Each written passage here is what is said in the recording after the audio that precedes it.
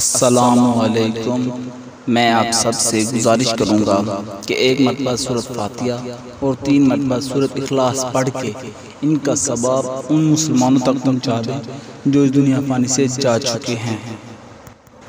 امام علی علیہ السلام رستے سے گزر رہے تھے، دیکھا ایک شخص رستے پہ سونے کی تیاری کر رہا تھا اور اس کے چہرے پہ چکنائی اور میل لگی ہوئی تھی۔ بس امام علی علیہ السلام قریب گئے اور فرمانے لگے، اے بندہ خدا، یاد رکھنا سونے سے پہلے اپنے چہرے اور ہاتھوں کو صحیح طرح سے دھو لینا، کیونکہ جو انسان رات کو چہرہ دھو کے نہیں سوتا تو شیطانی جن اس انسان کے چہرے کو چاٹتے رہتے ہیں اور یوں انسان کو ڈراونے خواب اور اس کے دماغ میں وہم اور بحث خیال آتے پیدا ہوتے ہیں۔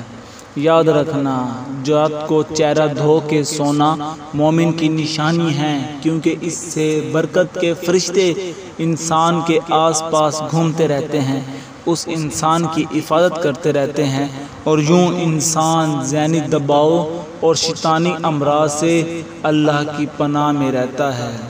میری ویڈیو اچھی لگی ہو تو لائک کریں، شیئر کریں، سبسکرائب کریں۔ اللہ حافظ۔